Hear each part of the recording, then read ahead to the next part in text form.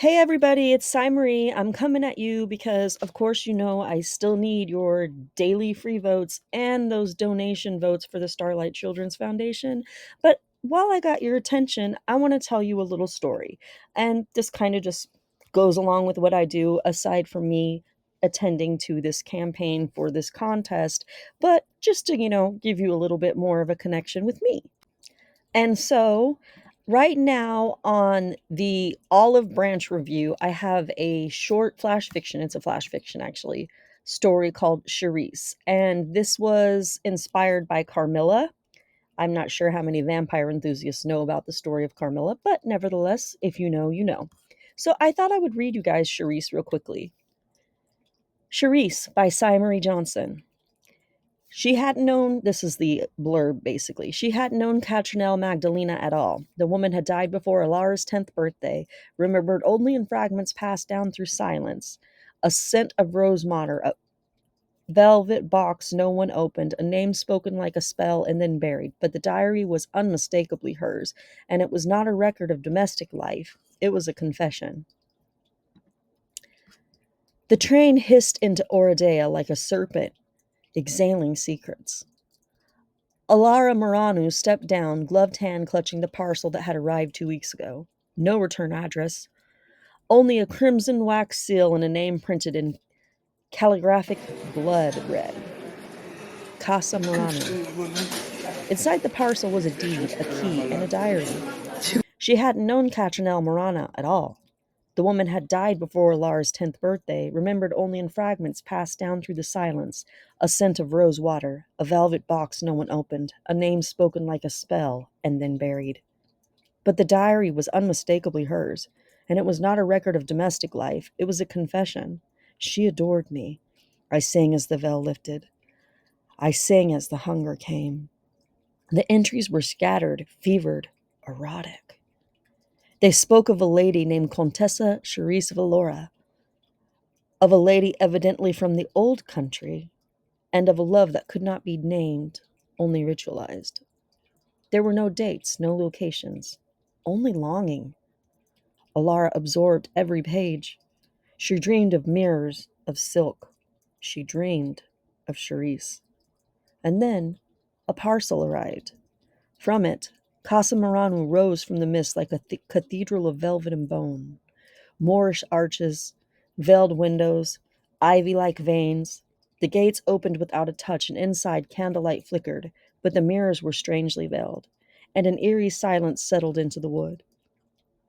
Alara found the mirror in a chamber lined with silk and dust, crimson veil, ornate frame. Her breath caught. She reached to move it, and the veil fell like a sigh long overdue. In the glass, her reflection shimmered, but it wasn't hers. The woman before her wore silk, her hair meticulously pinned in 1940s waves, mouth parted not in fear, but in longing. She looked identical to Alara. She was Alara, only older, softer, and somehow hungrier. Catronelle Magdalena Moranu, Alara whispered, bespelled by the image. The mirror pulsed. Returning to the diary again, Alara filed the strange apparition into her memory as she glanced through the page. The final entry seemed oddly new. She returned. She remembered. She sang. The light seemed to bend then, and the air thickened. Only then did Alara see. The memory, not as words, but as flesh. Catronelle bowed her neck forward, tendrils of dark silken curls trailing across her ivory skin. Chill bumps rose along her exposed flesh, and a soft sigh escaped her lips. Charisse, veiled in crimson, watched with revenge and hunger. Her mouth was stained the color of ripe pomegranate. So easily doth the dove bow to the lips of a predator, Charisse mused, as the gorgeous woman in her embrace lay unsuspecting of all that awaited. Her thoughts flirted with the possibility of engaging this one differently, a purposeful change, a ritual rewritten. An angel turned to the most beautiful of demons. The vampiress slid her long finger between the young woman's thighs, fingertips slick with the sweetness of her surrender. Catronelle gasped, intoxicated by the entrancing woman whose lips now pierced her tender flesh. Writhing against Charisse's hand, she moaned softly, willingly acquiescing to the hunger that waited generations to be fed. Now Charisse is chosen. Catronelle bit into her lower lip as waves of ecstasy coursed through her veins. The manor pulsed around them, candlelight bending, mirrors shimmering. Charisse broke away from her skin, droplets of soft scarlet dripping from her potent lips, a salty whisper escaping her. Heaven, 'tis such a wondrous place to fall from.